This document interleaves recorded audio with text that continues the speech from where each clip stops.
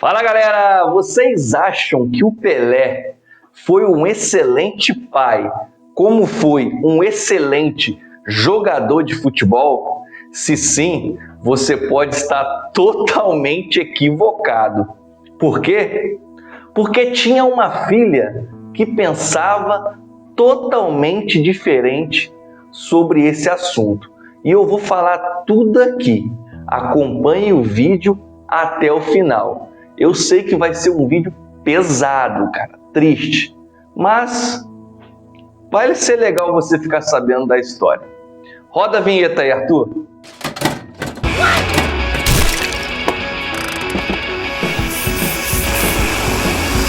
Seguinte, galera, eu sei que vocês gostam de mim, mas para poder confirmar isso, já deixa o seu like, compartilha e já se inscreve também aí, tá? Além de colocar sua opinião sobre esse assunto, que como eu já disse, vai ser um assunto pesado. Sandra Machado foi uma política e escritora brasileira, nascida em agosto de 1964, fruto de um relacionamento extraconjugal. Galera, o Pelé tava pulando a cerca. E o zíper da calça, ela uma mão na direção e a outra já batendo, já brincando. Com uma dona de casa chamada Anísia Machado. A Sandra, ela não tinha aquela consciência do que significava ser a filha do grande, extraordinário rei do futebol. E ela escreveu um livro dizendo o seguinte, abre aspas, a filha que o rei não quis, fecha aspas. Ela relata que o mais mágico de tudo isso é que sempre foi ter a certeza de ter um pai. Galera, porém, no primeiro contato que Sandra teve com o Pelé, ela já foi rejeitada. O Pelé tentou abafar o caso para evitar aquela questão de escândalo, né? Porque, poxa, é um astro do futebol. É um astro não somente brasileiro, mas mundial. A moça foi criticada por tê-lo procurado e colocado na justiça após essa rejeição. Mas cabe lembrar que quem fez a recomendação para poder ela colocar na justiça foi o próprio rei Pelé. Ele disse o seguinte para ela, abre aspas, se você diz que de fato você é minha filha, então coloca no pau, fecha aspas. Sandra reviveu toda a angústia da infância e adolescência, da certeza de ter um pai e da repulsa dele não acolher. Galera, a Sandra, além disso tudo que aconteceu, ela conseguiu ainda dar a volta por cima em algumas situações. Ela conseguiu ser eleita vereadora 2 vezes pela Câmara Municipal de Santos e ela conseguiu, através desse feito, o exame de DNA que ele fosse gratuito para usuários de rede pública, no caso. E isso depois virou até uma lei estendida para toda a população do Brasil. Passou a ser uma lei nacional a partir do momento que aconteceu isso na vida dela. Porém, a confirmação do exame de DNA só veio 32 anos depois. Galera, 32, muitos de vocês que estão me assistindo já têm essa idade. 1996 foi quando confirmou a paternidade do Pelé, que inclusive recorreu 3 vezes ainda desse processo e nunca se aproximou de Sandra. A justiça negou a ela o pedido de retratação por danos morais causado pela falta de paternidade e apoio moral, material e psicológico durante toda a infância que ela não teve. Porém, o futuro de Sandra estava destinado a ter uma coisa que ninguém quer ter, câncer. e ela teve câncer de mama, uma doença que fez com que ela se perdurasse apenas mais 1 ano e meio de vida. Sandra faleceu em outubro de 2006, após ter metástase pulmonar.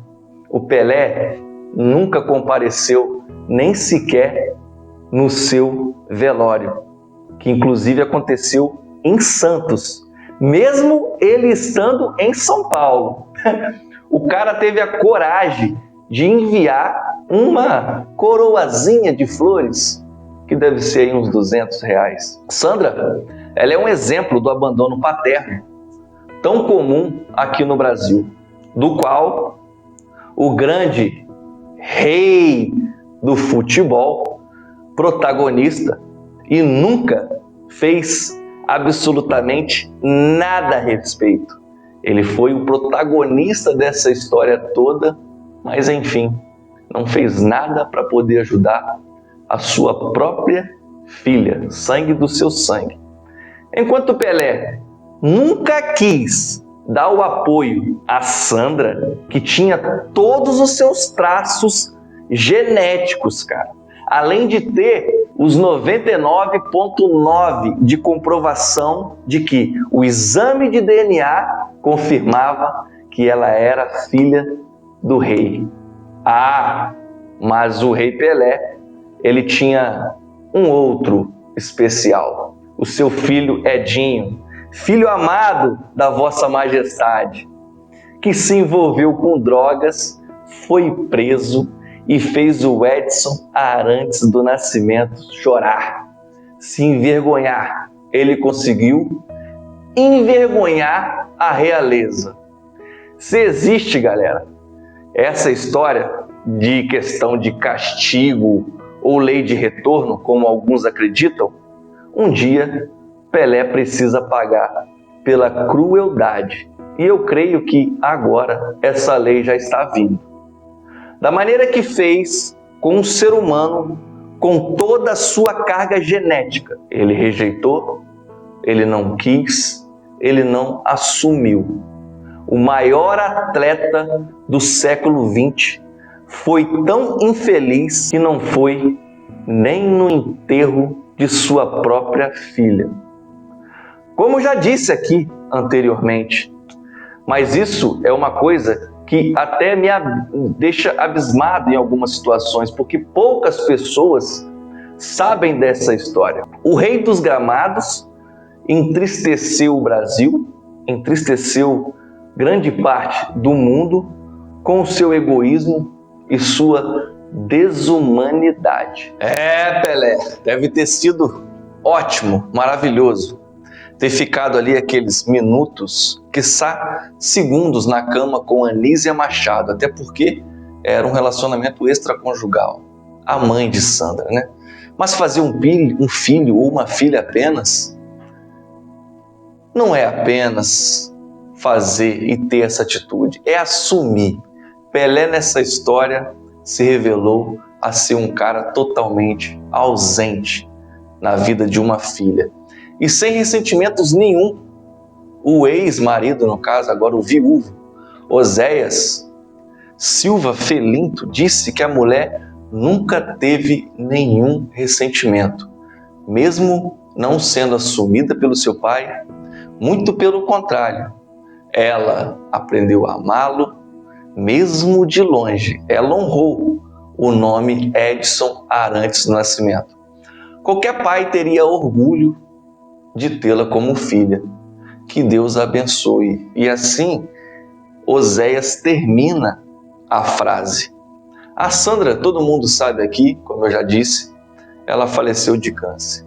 E pela justiça, após todo aquele tempo que eu já disse, Pelé reconheceu como filha, mas sequer chegou aí à UTI para poder visitá-la. A filha rejeitada por Pelé teve 2 filhos, Otávio e Gabriel, cujos são netos dele, e não tem como negar isso, é sangue. Os meninos que hoje, respectivamente, encontram-se com a idade de 19 e 17 anos, sonham ainda em ter o contato, aquele afeto de avô. Acontece que uma briga aconteceu judicial em toda essa história. A rejeição nunca foi explicada pelo rei Pelé, mas o jornalista que todos conhecem aí, que comenta sobre futebol, Milton Neves, afirma que já conversou com Pelé sobre esse assunto e que Pelé relatou a sua grande divergência, que era com o pai dos meninos, Oséias, que sempre tinha um interesse financeiro por trás de toda essa história. O Pelé teria reservado ao Milton, que sempre quis o bem de sua filha Sandra e também de seus netos, mas que nunca houve ali uma aproximação como uma família de fato, e sim sempre por meio de seus advogados, atrelado à busca de direitos e não apenas de contato familiar. Mas o rei teria até revelado que, em encontros com o advogado, os netos nunca tinham ido. Essa é uma das versões do rei do futebol. Oséias, ele pronunciou, dizendo que, na verdade, o rei nunca buscou aproximação com seus netos, que ele sim levou seus netos para poder conhecer o rei Pelé quando ele ainda estava no Santos fazendo alguns eventos, e que esse foi o único contato quando os meninos ainda eram criança. Porém, aguarda até hoje o carinho, o retrato deste dia que foi há muito tempo atrás. Hoje, após um acordo judicial, Pelé tem a obrigatoriedade de pagar uma pensão de R$ 3.500 e ainda faculdade para esses dois netos. E aí, pessoal, sabiam dessa história? O que vocês acham de tudo isso? Deixe seu comentário. Não esqueça, deixe a sua curtida e se inscreva no canal Fofoca de Hétero. Fui, folks!